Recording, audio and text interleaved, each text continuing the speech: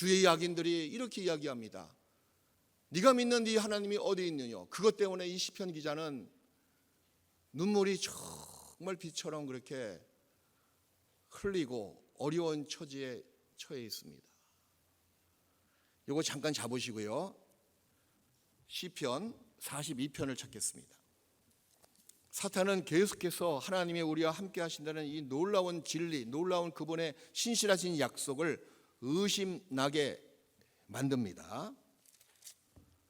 시편 42편 3절에 보면 이 시편 기자의 지금 환경과 처지는 어떤 교제 속에 있는 모습이 아니고 홀로 어디 뭔가에 좀 떨어진 동떨어진 곳에 있으면서 그리고 전날에 그 교제했던 그런 추억을 연상하며 지금의 모습을 비교하는 그런 내용도 나와 있는데 좀 암담하고 어려운 처지에 처했다는 것을 알 수가 있습니다. 거기서 주위에 있는 악인들과, 악인은 누구예요? 뒤에 사탄의 조종을 받는 사람인데 3절에 이렇게 hir난하고 있습니다. 우리 3절 말씀을 같이 읽읍시다. 사람들이 종일 나더러 하는 말이 내 하나님이 어디 있느냐 하니 내 눈물이 주야로 내 음식이 되었도다. 구원을 받고 나서 이 땅에 살아가면서 모든 그리스도인들은, 경건하게 살고자 하는 그리스도인들은 이 시편의 기자의 모습처럼 간혹 이런 마음을, 또 이런 처지를 겪을 때가 있을 겁니다. 사탄은 우리로 하여금 하나님은 이상하신 분이야, 약속을 어길 수도 있는 분이셔, 그렇게 환경을 조성하고 그런 말을 쉽게 우리 귀에 들리게 이야기합니다. 여기서 우리가 절대적으로 놓지 말아야 될 확실한 약속과 진리가 뭐예요? 주님이 나와 함께 하신다. 그분은 신실하신 나의 주가 되신다. 우리는 하나님의 그 성실하시고 신뢰할 수밖에 없는 그 본성을 믿어야만 됩니다. 우리가 살고 있는 세상이 얼마나 진리가 모호한 세상에 살고 있습니까? 역사상 우리 이 시대만큼 진리가 모호한 세상이 없었거든요. 무엇이 참이고 무엇이 거짓이고 무엇이 옳고 무엇이 틀린지, 참과 거짓이 무엇인지 아주 그 경계선이 무너진 아주 모호한 세상에 우리가 살고 있습니다. 거기서 구원을 받은 사람은 천지가 몇 번 개벽하더라도 변치 않는 그 확실한 사실이 뭐예요? 하나님이 살아계시고 또 그분의 독생자 예수님께서 내 모든 죄를 짊어지시고 십자가에서 피를 흘려서 죽으셨고 또 부활하심으로 말미암아 믿는 나에게 영원한 생명을 주셨다는 것, 그리고 곧 있으면 주님이 재림하시는 것, 이후에 내가 반드시 천국 간다는 사실, 또 한 가지는 이 땅에 살아가면서 주님이 나와 함께 하신다는 사실, 이건 정말 무엇보다 영원히 변치 않는 진리잖아요. 이 땅에 살고 있는 모든 구원받은 형제자매들에게 변치 않는 그 약속이 뭐예요? 내가 너와 함께한다. 임마누엘이 하나님이잖아요. 근데 더 놀라운 사실은 자꾸 하나님이 나와 함께 하신다는 그 진리에 대해서 여러분들은 너무 포괄적으로 좀 멀리 동떨어진 어떤 현실처럼 그렇게 여겨서는 안 됩니다. 여러분, 사실과 현실의 차이가 뭔지 아십니까? 약간 미묘한 차이가 있어요.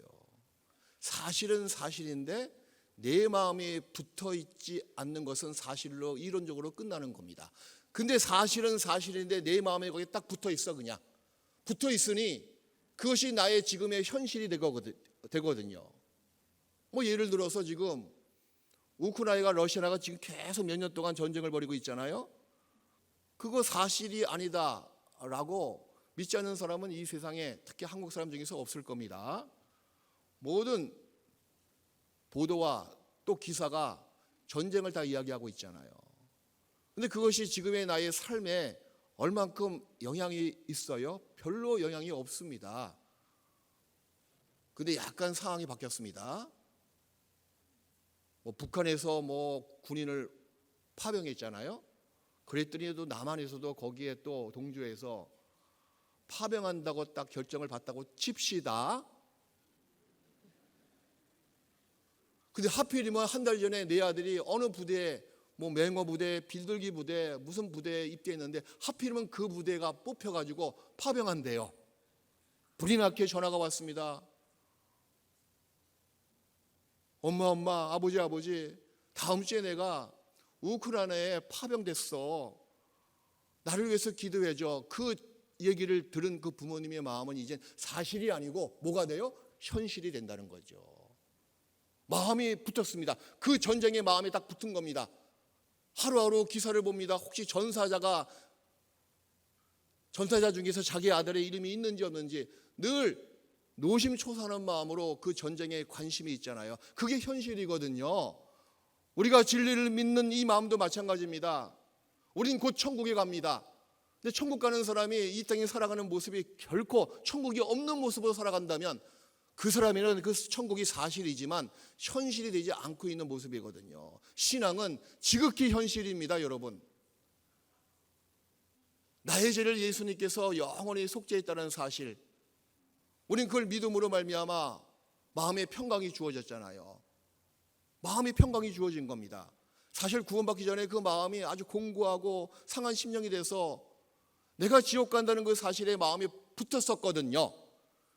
근데 예수님께서 나의 지옥 갈 모든 죄를 단번에 영원히 속죄했다는 사실의 말씀을 듣고, 그 사실이거든요. 마음으로 믿으니까 마음이 평강으로 바뀌었습니다. 마음이 붙어있는 상태에서 마음이 천국으로 바뀐 겁니다. 그런데 중요한 것은 뭐냐면 우리의 삶도 현실화시키는 것이 중요하지 않겠습니까? 누구를 기다리십니까? 무엇을 기다리십니까? 우린 주님의 재림을 기다립니다. 우린 천국 가는 그 본향집을 그리워합니다. 사랑의 내적인 또 한 가지 표현은 그리움이야, 그리움. 그리움이 없는 사람은 결코 입에 발린 사랑이라고 볼 수밖에 없습니다. 하나님은 우리와 함께 하신다는 이 약속을 하시면서 천국에나 와서 함께 하신다 그렇게 말씀 안 하십니다. 지금도 여러분의 가정에, 여러분의 직장에, 여러분의 학교에, 여러분의 개인사 곳곳의 생활 중에서 주님이 함께 하십니다. 그런 모습을 마가복음 4장에 보잖아요. 분명히 거기 쭉 어떤 사건이 등장하는데 예수님의 제자들을 재촉해서 갈릴리 호수를 배 타고 지나가라고 분명히 명령하셨습니다. 그리고 예수님이 거기에 또 배에 함께 오르셨어요. 배 뒷머리에 베개를 삼아서 주무시고 계셨습니다. 갈릴리 호수에 떠 있는 배는 그렇게 큰 상선이 아니거든요. 작은 물고기를 잡는 작은 배가 분명해요. 좁은 공간 아니겠습니까?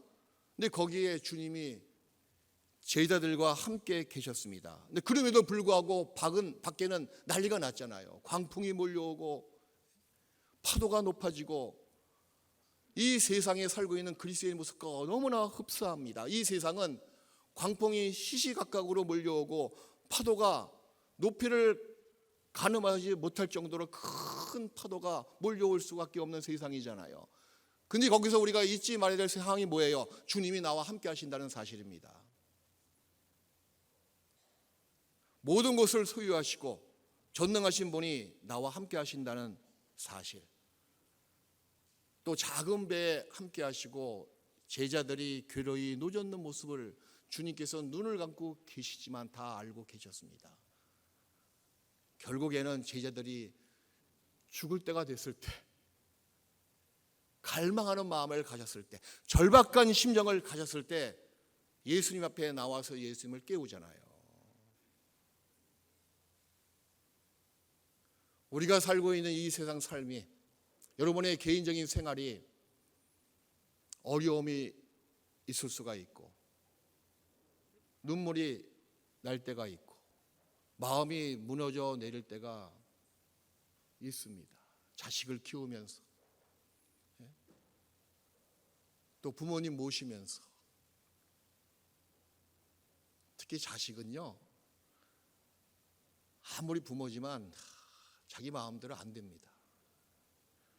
그래서 다른 분의 그 자식 때문에 감히 폄하하거나 비방해서는 안 돼요.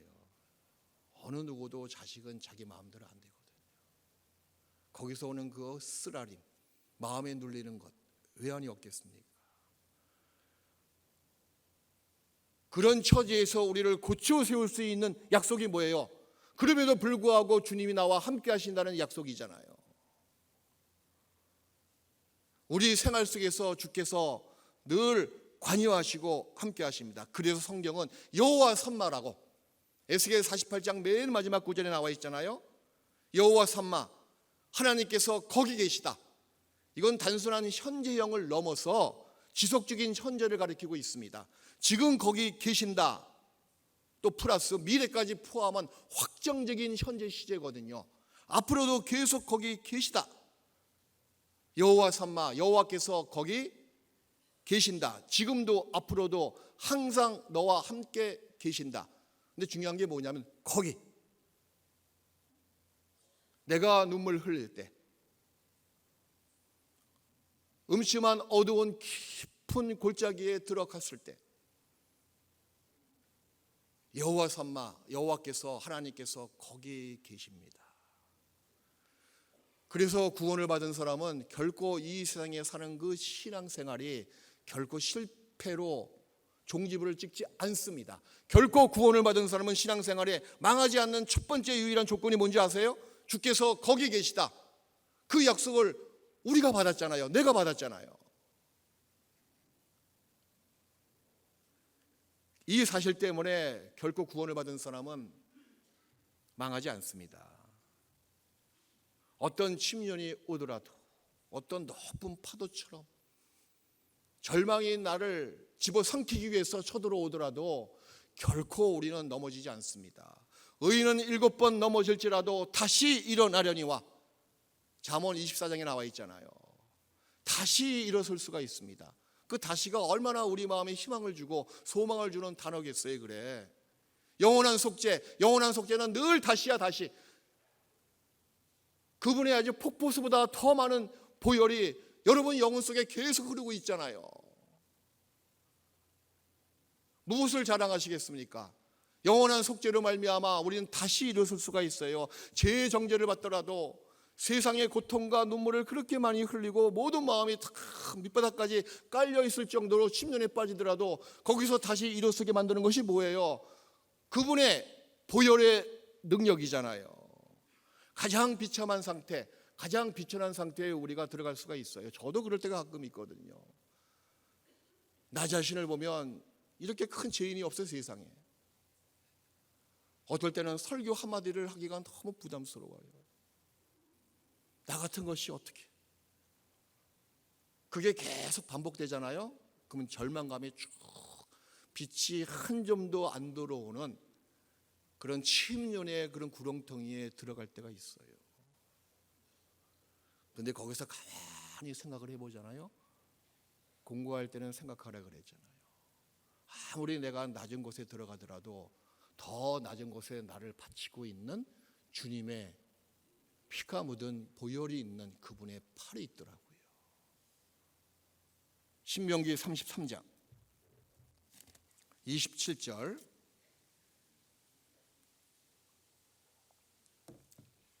신앙생활 하다 보면 가장 비참하고 가장 비천한 상태에 있을 때가 있습니다. 그때도 생각을 해보십시오. 내가 아무리 낮은 곳에 떨어지더라도 놀라운 사실은 나를 바치고 계시는 그분의 보혈이 있는 그분의 팔이 놓여 있습니다. 성경은 그렇게 말씀하시거든요. 33장 27절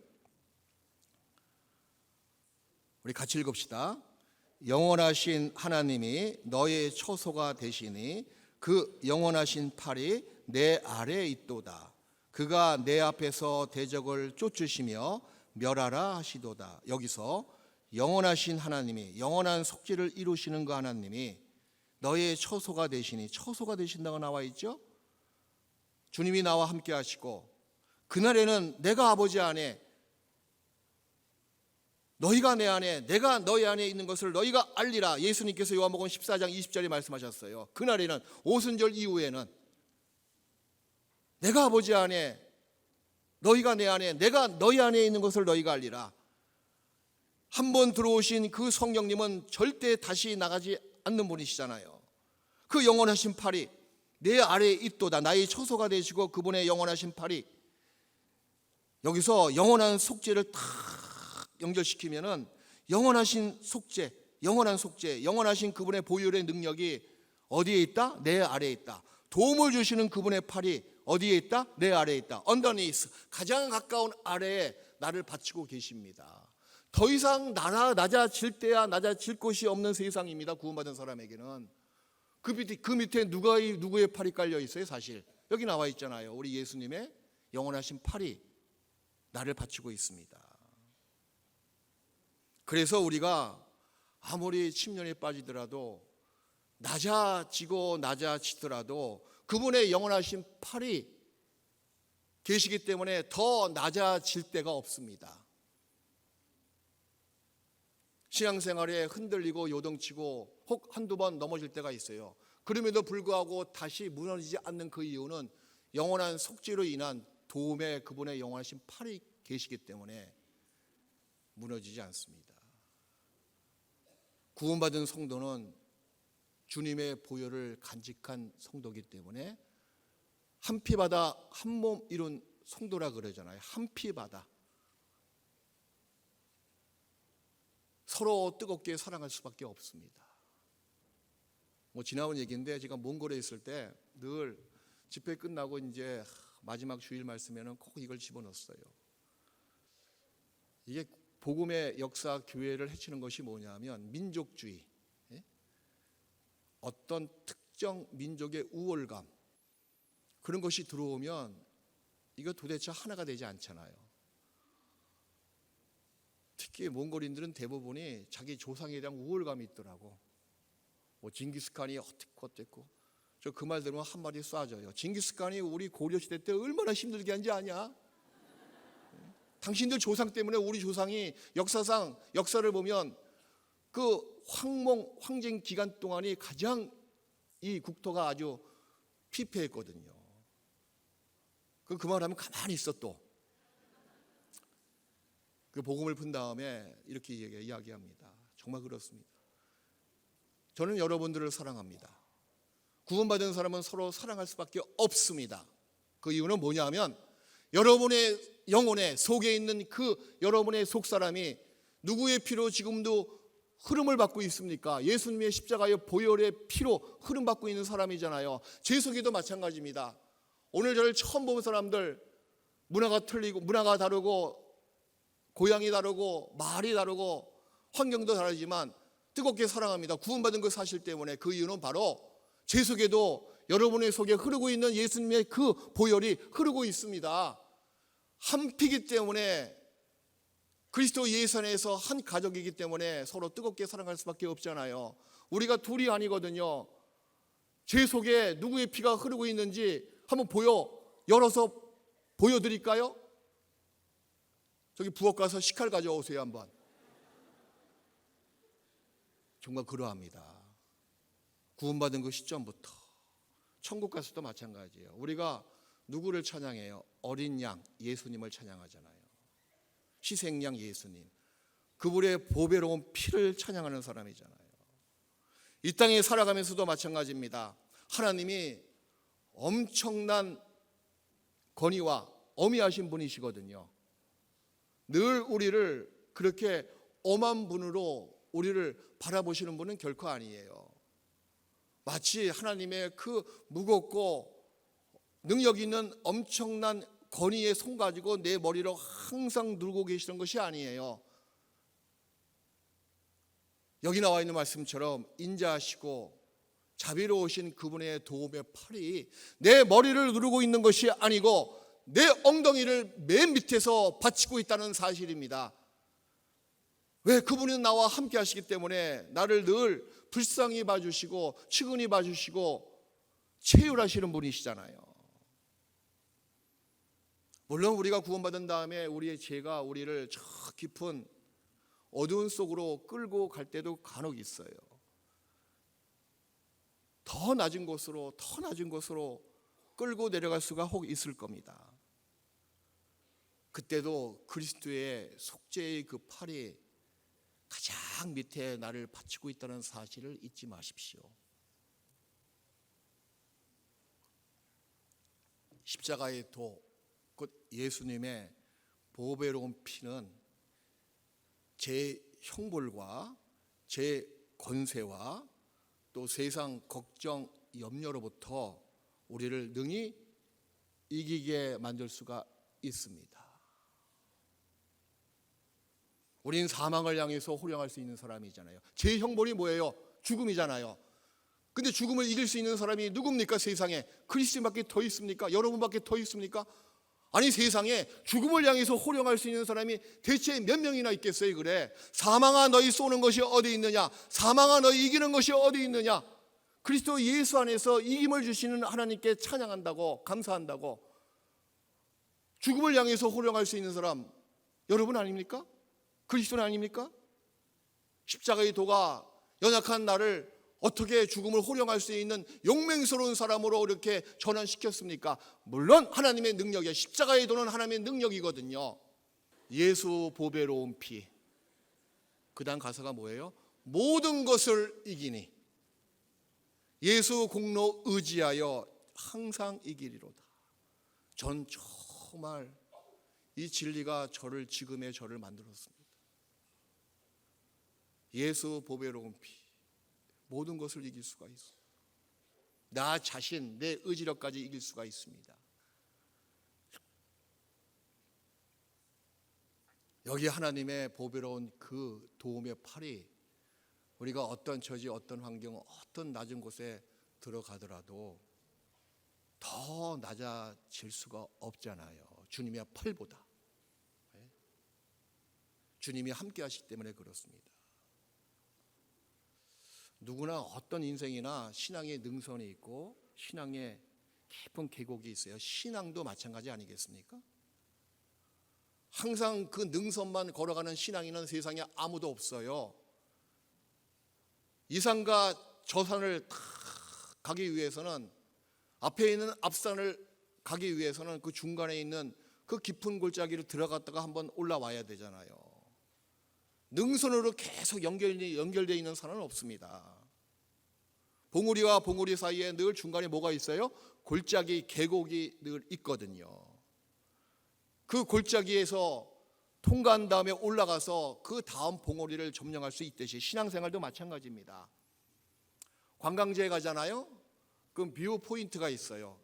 한눈에 경치를 다 볼 수 있는 그런 좋은 위치가 있습니다. 그러면 신앙생활에서 정말 하나님을 온전히 확연히 볼 수 있고 그분의 세미한 음성을 들을 수 있는 그 장소는 어딜까요? 신앙의 장소, 신앙의 위치는 어딜까요? 그것은 바로 능선을 걸어갈 때가 아닙니다.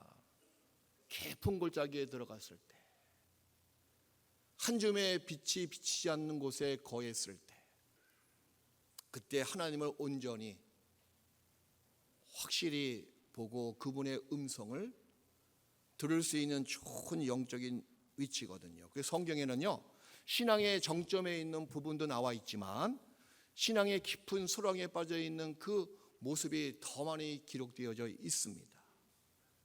왜냐하면 그리스도인이 신앙생활을 쭉 하면서 하나님을 투명하게 확실히 볼 수 있는 장소가 능선이 아니고 형통할 때가 아니고요, 깊은 흑암의 골짜기, 눈물 골짜기에 들어갈 때 그곳이거든요. 신앙의 깊은 계곡에 있을 때 그분의 음성을 더 세미하게 듣습니다. 다니엘의 3명의 친구를 보십시오. 사드락, 메삭, 아벳노고 3명의 친구들은요, 평상시에는 글쎄 성경에 기록되지 않지만 예수님을 그렇게 가까이서 보지 않았을 겁니다. 근데 풀무불에 들어갔을 때, 풀무불에 들어갔을 때 예수님 딱 만났잖아요. 함께 있잖아요. 주님을 만나봤잖아요. 우리도 마찬가지예요. 신앙의 위기에 있을 때 하나님의 능력을 온전히 체득할 수가 있습니다. 혹시 지금 내가 실패의 골짜기에 들어와 있으십니까? 깊은 흑암의 골짜기로 끝내지 마십시오. 지금 내가 슬프고 눈물 나는 골짜기에 들어와 있다는 것은 하나님을 더 가까이 볼 수 있는 신앙의 전망대 위에 올라갔다고 생각하십시오. 그리스도 예수 안에서 예밖에 없습니다. 깊은 골짜기에 들어가도 이걸 통해서 하나님을 더 가까이 볼 수 있고 확연히 볼 수 있고 그분의 세미한 말씀을 들을 수 있기 때문에 예 하고 우리가 당연히 믿음으로 받아들일 수가 있잖아요. 그리고 그리스도 예수 안에서 예만 된다. 참 이 말은 인간적으로 이론적으로 참 이해가 안 되는 부분도 사실 많이 왕왕 나올 수가 있습니다. 근데 그리스도인들은 모든 것이 합력하여 선을 이루기 때문에 결국에는 그리스도의 사람들은 그리스도 예수 안에서 예만 된다. 그분의 약속에 대해서 우리가 한 점에 의심할 수가 없고 한 점에 예배의 법칙을 적용할 수가 없습니다. 예밖에 되지 않습니다. 왜? 어떤 일을 당하든지 이것은 그 자체의 목적으로 끝나는 것이 아니고 이 일을 통해서 나에게 유익을 주시기 때문에 선을 이루시기 때문에 결국에 우리가 그리스도 예수 안에서 예라고 답을 드릴 수가 있습니다. 로마서 8장 두 번째 우리가 정말 신앙생활에 놓치지 말아야 될 진리가 뭐냐면 로마서 8장 28절 다 아시는 말씀이잖아요. 찾아보겠습니다. 로마서 8장 28절에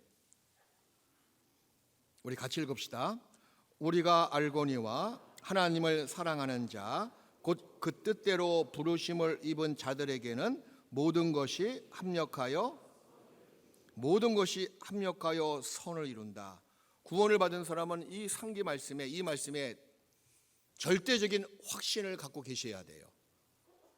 절대적인 확신입니다. 이 말씀은 결코 나에게 주신 하나님의 약속이기 때문에 변치 않는다고 말씀드렸잖아요. 흔들림이 없다고 말씀드렸잖아요. 시간이 흐른다고 해서 색깔이 모호하게 바뀔 수도 없습니다. 절대적인 진리거든요. 나에게 주신 변치 않는 신실하신 그분의 절대적인 약속이거든요. 모든 것이 합력하여 선을 이룬다. 구원받은 사람들에게 적용되고 있는 약속이고 우리가 받은 놀라운 특권이잖아요. 이 말씀에 대해서 여러분 한치의 흔들림이 없으셔야 돼요. 어떤 상황에 처하더라도 흔들리지 마십시오. 하나님은 선하시다. 이게 하나님이 갖고 있는 고유 특성이잖아요. 하나님은 사랑이시다. 하나님은 거룩하시다. 하나님은 선하시다. 선하시다를 또 세 개 또 분류하면 그분은 은혜로우시다. 오래 참으시다. 그죠? 자비로우시다. 인자하시다. 이 하나님의 선한 모습은 하나님만 갖고 있는 고유 속성이시거든요. 나를 향하신 하나님은 늘 선하신 분이십니다. 늘 선하신 분이셔요. 어떤 일을 행하시는 것이 다 선하시고 지혜롭다는 사실을 여러분들은 간과해서는 안 됩니다.